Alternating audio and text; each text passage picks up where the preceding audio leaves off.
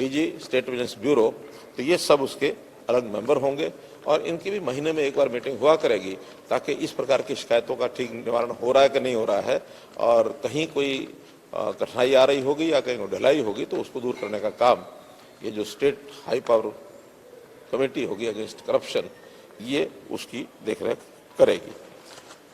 दूसरा विषय अंत्योदय को लेकर, जैसा अभी अभियान हमारा चल रहा है परिवार पहचान पत्र का, और अंत्योदय के नाते से मिल लगे हैं, 2 राउंड उसके हो गए हैं, लगभग 1,42,000 लोग उन मेलों में आए हैं। उसमें से जो एप्लीकेशन लोगों ने दी हैं, ऐसे 82,000 परिवारों ने अपनी एप्लीकेशन दी हैं, जिसमें डिपार्टमेंट के हिसाब से पहले उसको वेरीफाई करते हैं, फिर बैंकों में जाती हैं और बैंकों में उसको अल्टीमेटली अप्रूव करके फिर उनको लोन दिए जाते हैं। पहला जो लोन देने का जो चरण होगा वो 30 मार्च को हम वो लोग उसको पुश करके और ऐसे जिनके लोन सैंक्शन हो जाएंगे उस दिन तक उनको देंगे और ये काम लगातार चलता रहेगा। एडीसी इसके इंचार्ज हैं, नोडल अधिकारी हैं, तो एडीसी लेवल पर वहाँ के बैंक के जो लोग हैं, एलडीएम्स, लोकल जो बैंक के मैनेजर हैं, तो उनको बुला करके और ये जितने काम को तेजी से किया जाए ताकि लोगों को उसकी सुविधा मिल जाए। टारगेट तो मैंने बताया, हमने 1 लाख परिवार का रखा हुआ है, लेकिन अब चूंकि वो सारा प्रोसेस में आ गया है उसको स्पीड अप करना है। जैसे मैंने बताया कि 80,000 परिवार इन दोनों राउंड्स में कैंप्स में आए हैं जिन्होंने एप्लीकेशन दी है। हम चाहेंगे कि सबकी सहायता हो। तीसरे राउंड का जो अगला कैंप्स लगेंगे वो मई के महीने में लगेंगे। तो ये लगातार चलने वाला 2 महीने में एक बार इस प्रकार के कैंप लगते रहेंगे ताकि जो भी परिवार अभी 1 लाख तक के हैं, इसके बाद जब 1 लाख के परिवार 1 लाख इनकम के परिवारों को सबको अटेंड कर लेंगे, इसके बाद इसकी लिमिट बढ़ा दी जाएगी।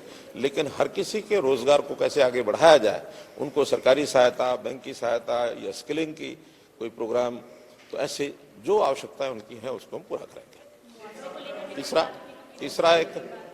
तीसरा जो एक विषय और जिसके ऊपर चर्चा की है वो है हमारा एक नया डिपार्टमेंट बना रहे हैं, वो है HR department, human resources department. Human resources department में एम्प्लॉइज हैं, लगभग 3 लाख एम्प्लॉइज हैं। इन सब की सर्विस रिकॉर्ड्स, इन सब के ट्रांसफर्स, ऑनलाइन ट्रांसफर्स के साथ साथ मैनुअल ट्रांसफर भी HRMS के माध्यम से ही अब होंगे और वहीं उनकी सारा जो डाटा है सारी चीज़ें रखा जाएगा और इनके किसी प्रकार की जो केसेस हैं उनको भी मॉनिटर जो है HR डिपार्टमेंट ही करेगा। कहीं 7A की चार्जशीट है, कहीं और अन्य चार्जशीट है, कहीं लोगों के डिसिप्लिनरी एक्शन है या रिटायरमेंट के बाद पेंशन के विषय हैं, तो बहुत से ऐसे विषय एम्प्लॉइज़ के अपने होते हैं। तो एक सुविधा हो जाएगी, ऐसे सब एम्प्लॉइज़ को एक अलग डिपार्टमेंट के माध्यम से उनको ये सब सुविधाएं मिलेंगी। अभी तो हमने चंद्रशेखर खरे को ही दिया ना, इनको चंद्रशेखर खरे को इसके सेक्रेटरी के रूप में इनको काम दिया है और अभी इस डिपार्टमेंट के नाते डिपार्टमेंट मेरे पास ही रहेगा। ही मुख्य रूप से ये एजेंडे थे, बाकी तो फीडबैक था सब। हर डिस्ट्रिक्ट नहीं, डिविजनल।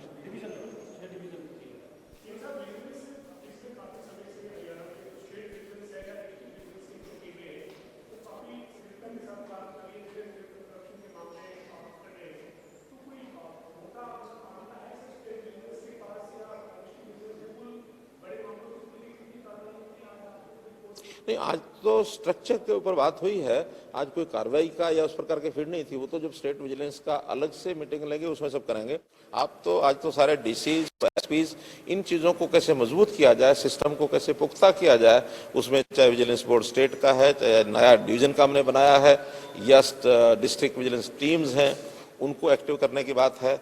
और डीसीज के, एसपी के, जनरल जो भी यानी जो फीडबैक है उसके आधार पर कई चीज़ें जैसे नारकोटिक्स के बारे में विषय आया, नकल के केसेस पकड़ने के विषय में आया, बहुत लोग अभी एब्सकॉन्डिंग हैं, जैसे दूसरे प्रदेशों से स्मगलिंग हो रही है इसकी वेपन्स की, तो इलीगल वेपन्स, उस स्मगलिंग को कैसे रोका जाए, तो इन सारे विषयों पर चर्चा हुई है। लेकिन मोटे तौर पर लॉ एंड ऑर्डर, पुलिस और डीसीज का सारे जो प्रायोरिटीज उन सब पर बात हुई है। उसमें मुख्य रूप से करप्शन के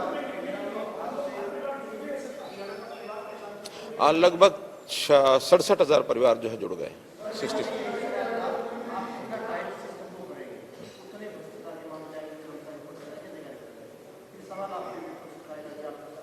हम उस सवाल से डरते नहीं हैं, क्योंकि ये भ्रष्टाचार बहुत एक गहरे घुसा हुआ है और प्राचीन समय में और इस समय में अंतर इतना ही है कि पहले के लोग इसको उजागर करते नहीं थे।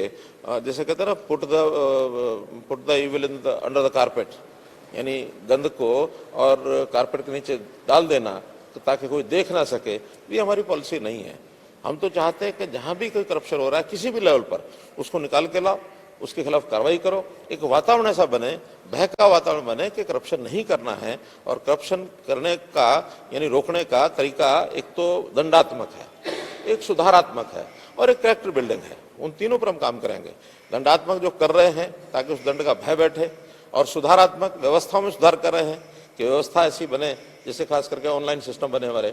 ऑनलाइन सिस्टम बनेंगे तो उसमें से कहीं ना कहीं गुंजाइश कम होती है भ्रष्टाचार की, और फिर उसमें भी कई बार इसमें से भी लोग रास्ते निकालते हैं, तो वो है कैरेक्टर बिल्डिंग का। तो उस कैरेक्टर बिल्डिंग के नाते भी मैंने एक कहानी, बहुत कहानी है, हमारे अपने मित्रों को कहा देखने के लिए। उन्होंने गूगल नेट में निकाल के देखा। अगर आपके पास भी गूगल है तो एक बार निकालो, मैं शब्द बताता हूँ 3 लिखो। Lamp national, lamp national treasury.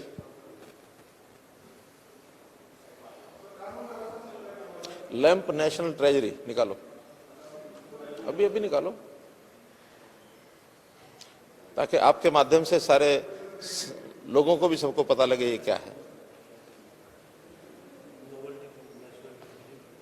Lamp national treasury क्या निकला? कुछ निकालो ना, क्या निकला?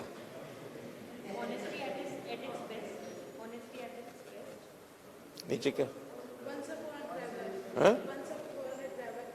हाँ, ये कहानी है। पढ़ो जरा, ये सारी कहानी पढ़ो। कोई बात नहीं, कैमरे पर सबको सुनाएंगे ये कहानी। कोई जोर से सुनाओ।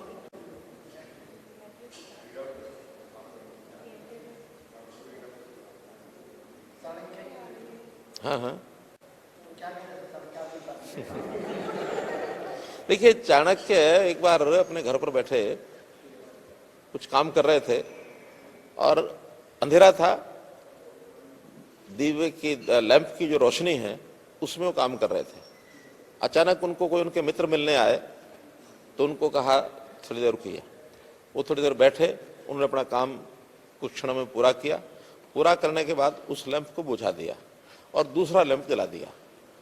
तो मित्र, उनके विदेशी मित्र थे कोई, या जो भी को रहे होंगे, तो उन्होंने कहा कि कौटिल्य, ये आपके यहाँ कोई ऐसी परंपरा है, कोई आए व्यक्ति तो लैंप बुझा के दूसरा लैंप जलाते हैं, कोई रिवाज है ऐसा? तो उन्होंने कहा नहीं, ऐसा नहीं है।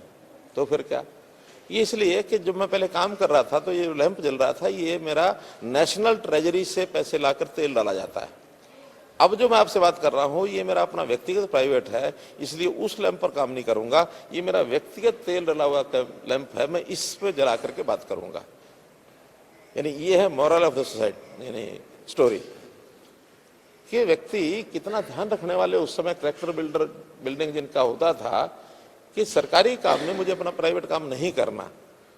तो सभी जिलों के डीसी और एसपी के साथ मीटिंग के बाद जो निर्णय बैठक में लिए गए उसकी जानकारी मुख्यमंत्री मनोहर लाल इस प्रेस कॉन्फ्रेंस के माध्यम से दे रहे थे। रोजगार बढ़ाने पर काम जारी है। मुख्यमंत्री ने अपनी प्रेस कॉन्फ्रेंस में कहा, भ्रष्टाचार के खिलाफ हम कार्रवाई कर रहे हैं, भ्रष्टाचार को खत्म करने के लिए काम जारी है। सीएम मनोहर लाल ने प्रतिबद्धता को एक बार फिर दोहराया।